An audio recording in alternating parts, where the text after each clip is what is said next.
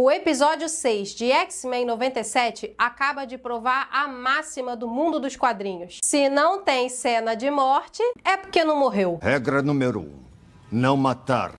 Oi, meu nome é Débora, eu sou mais conhecida aqui e nas redes vizinhas como Deb Escreve. Eu sou escritora, leitora e cinéfila de plantão. E é com alegria que eu digo que esse episódio 6 manteve a qualidade do anterior, só que de um jeito diferente. Enquanto no episódio 5 tivemos o ápice da tragédia e da emoção, o episódio 6 nos traz o ápice da antecipação. Isso tem muito a ver com o fato de que o Professor X não tá morto coisa nenhuma, mas eu já chego nele. Por enquanto, guarda essas palavras: antecipação, tema e simbolismo. E para dar largada nessa análise super especial, já deixa o seu like aqui no vídeo, aciona o sininho da notificação para o YouTube poder entregar esse e mais conteúdos para você. E é claro, o botão de se inscrever para você fazer parte dessa pequena comunidade e finalmente se tornar um Deb inscrito. Eu não acredito que eu fiz esse trocadilho infeliz. Assim como o episódio anterior, esse aqui também é dividido em duas grandes sessões. Mas a diferença é que no episódio 5, as sessões tratavam de grupos de personagens diferentes. E aqui no episódio 6, cada sessão fala de um personagem em específico. A Tempestade de um lado e o Professor X do outro. O episódio optou por contar as duas histórias de maneira alternada. Aparecia uma cena da história da Tempestade, aparecia uma cena da história do Professor X. E aí voltava pra Tempestade e aí por diante. Aqui na análise eu vou fazer diferente. Primeiro eu foco em uma e depois eu foco no outro. Acredito que os roteiristas de X-Men 97 optaram por essa abordagem de colocar um pedacinho da história e um pedacinho da história, um pedacinho da história, um pedacinho da história, para ficar palatável, principalmente para um público mais jovem que é hiperestimulado o tempo inteiro. Apesar de que esse formato não é exatamente novo. Nós o vemos em novelas o tempo inteiro. É a cena de um núcleo, depois a cena de outro, depois a do anterior e por aí vai. Esse formato é conhecido como folhetim. A intenção é criar partes de histórias para que o espectador acompanhe aos pouquinhos e fique cada vez mais interessado, sem que para ele isso se torne uma experiência cansativa. Um bom exemplo disso no mundo da literatura, inclusive, é o livro do Eiji Yoshikawa chamado Musashi, que além de ser um romance da vida de um samurai que de fato existiu, foi publicado assim, em formato de folhetim. Se você abre o livro, você repara que os capítulos são minúsculos, porque a história é muito grande, muitos personagens e dessa forma fica mais fácil de acompanhar. Outra coisa que eles também fazem aqui em X-Men 97 é pegar um tema, um simbolismo como a espinha dorsal do episódio. Sendo assim, muita coisa que aconteceu na história da Tempestade vai encontrar um eco na história do Xavier e vice-versa. Começando com a Ororo. A história retoma tudo o que aconteceu ali no final do episódio 4, quando apareceu o demônio chamado Adversário e atacou a Ororo e o Forge. O pássaro gigante horroroso deu uma mordida no ombro do Forge e assim inoculou nele uma espécie de veneno demoníaco. E a Ororo, por mais que esteja zangada com ele porque ele a traiu, mantém a consistência do seu caráter e tenta salvá-lo. Pega a cena da Ororo desesperada para salvar a vida do Forge, enquanto tem um literal demônio no seu ombro, sussurrando, se bem que às vezes ele berra, tentações no seu ouvido, que a Tempestade deveria desistir dele e assumir uma posição de não se importar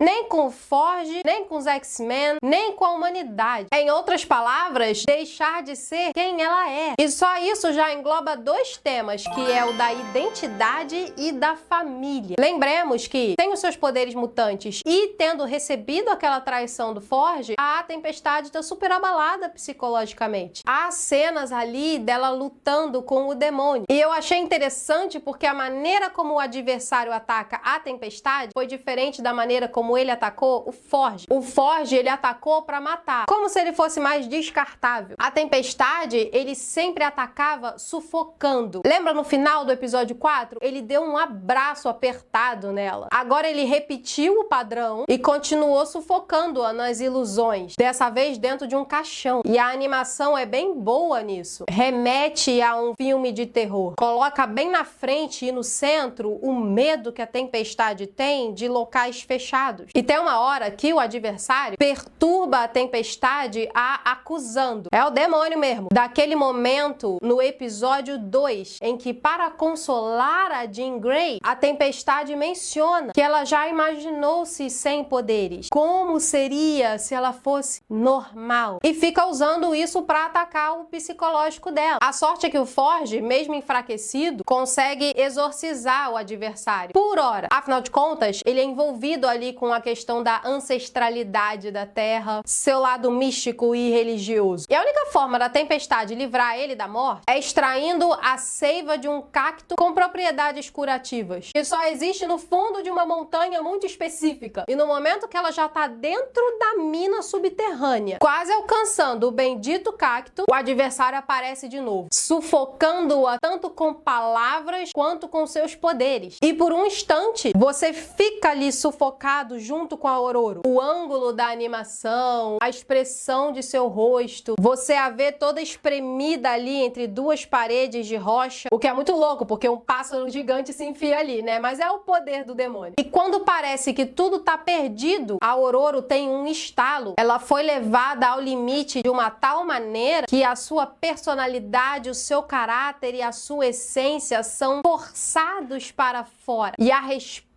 que a tempestade dá é linda, que ela simplesmente fala. E aí, ponto pra dublagem brasileira, que trouxe toda a gravidade e poder pra voz da tempestade. Não, demônio, esse não é o meu sonho. Ter outra vida, largar a minha família, esse nunca foi o meu sonho. E é nesse momento que o jogo vira, pois através da sua essência, a tempestade recupera os seus poderes. A animação também se ergue diante de nós. Começa ali naquele vento forte que tá preenchendo o espaço do cubículo entre as paredes de rocha. De repente, não é mais o adversário sufocando a tempestade, é ela suplantando o demônio. Tudo que tá rolando ali naquele pequeno espaço está acontecendo do lado de fora. A natureza finalmente tá acordando pro chamado da Ororo. Muito movimento nos desenhos, no raio, nas linhas que a gente vê dos furacões se formando, nas árvores balançando e principalmente na música, que começa grave, com bastante poder. Ela reflete a decisão da tempestade. Pega umas notinhas de piano ali que trazem toda a poesia. A tempestade, ela tem uns ataques bem fortes, brutos, mas ao mesmo tempo ela os enche de lirismo. E a música faz isso. E conforme a tempestade se avoluma, a música também cria esse volume. E quando tu percebe, tá rolando uns tambores e tudo culmina na tempestade voando para fora da montanha, alcançando a estratosfera, e ela volta renovada, de um jeito que até o uniforme dela muda. Fashion show total. Eu só fiquei imaginando que se eu tivesse que evocar uma tempestade toda vez que eu precisasse mudar de roupa, eu ia sentar e chorar.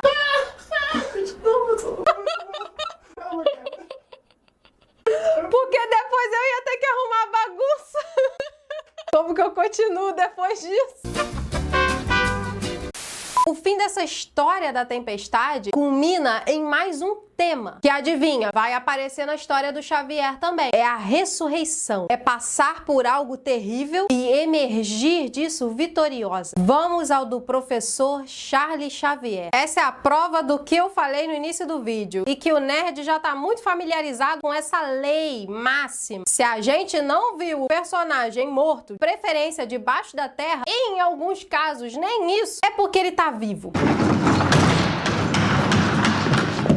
No caso do Professor X, ele já estava lá se casando. A questão é essa. Lá no fim da animação original de 92, o professor aparece morrendo. O que ocorreu na real? Enquanto aqui, na Terra, o mundo inteiro, pelo que o X-Men 97 deu a entender até agora, acreditam que o Professor X se foi, morreu. A partir do episódio 6, a narração se estende da Terra para o espaço. O Charles foi salvo por Lilandra, que é a líder suprema do Império Xia. É um nome complicado. São um império intergaláctico bem poderoso. Tanto é que a primeira cena do episódio 6 já é a irmã da Lilandra, que se chama Rapina, subjugando os Kree, o Ronan e os seus soldados. Mas essa parte dos Kree é bem rápida. É só uma maneira do episódio mostrar o quanto eles são poderosos. E de mencionar uma coisinha sobre aí a inteligência suprema que pode aparecer aí no desenho mais pro futuro. A principal trama é Lilandra e Xavier estão apaixonados. Eles querem se casar. Como ela é imperatriz, ela quer torná-lo em seu consorte real. Mas rola um problema, porque esse império considera a Terra como um planeta super insignificante. Por conseguinte, a raça humana também. Isso me lembra um pouco do Guia do Mochileiro das Galáxias, onde tudo que eles têm para dizer sobre a Terra é praticamente inofensiva. Se você ainda não leu esse livro, recomendo demais. É ficção científica com humor absurdo. Outro agravante para eles não aceitarem o Charles Xavier é justamente o fato de que ele é um mutante. Para essa galera do Império, ser mutante está abaixo de ser humano, o que é uma ironia, já que o Professor X passou a vida inteira dele lutando contra isso, e agora que ele tá no espaço, ele sofre o mesmo preconceito. E esse problema só escala, pois a Rapina, irmã da Imperatriz Lilandra, é a primeira a vocalizar o quanto ela é contra essa união. Daí que ela surge com a proposta. Ok, Charles, eu aceito que você case com a minha irmã, mas você vai precisar fazer um teste. Um que já é tradição daquele povo, para provar o valor dele. E eu achei sensacional que o professor já vira e fala: eu sei qual é o teste. Li tudo sobre isso no meu segundo dia aqui. Eu adoro essas patadas desumildes que ele dá, sem qualquer pretensão. São esses detalhezinhos do diálogo que carregam a personalidade dessa galera de X-Men que a gente tanto ama. Mas voltando, o teste que a Rapina concebe naquela mentezinha doente dela é que o Charles será obrigado a esquecer da vida dele na Terra. Sim, isso significa esquecer que os X-Men existem, esquecer da família dele. Uma coisa é ele estar num planeta distante, sabendo que ele os deixou bem cuidados. Acredito até que esse foi um dos motivos para ele ter colocado o Magneto no comando. Outra coisa é toda essa luta de repente parar de fazer sentido, parar de existir. A série já havia tocado lá no episódio 3 sobre essa questão das memórias fazerem o que nós somos. Essencialmente, o que esse teste existe é que o Professor X deixe de sê-lo, que é a mesma proposta, sugestão, tentação que aquele demônio fez contra a Tempestade. A princípio, o professor não quer fazer o teste, mas ele ama a Lilandra. Algumas cenas depois, ele resolve fazer. Chega a hora do teste e a Rapina tá ali pra se certificar de que tudo vai ser feito do jeito dela, e aí perguntam pra ele: você renuncia aos seus X-Men? Aí tocou. Assim como a Tempestade foi empurrada até o limite e ela teve que tomar a decisão de assumir a sua identidade, o professor vive algo semelhante. E nesse momento, a essência dele vai pra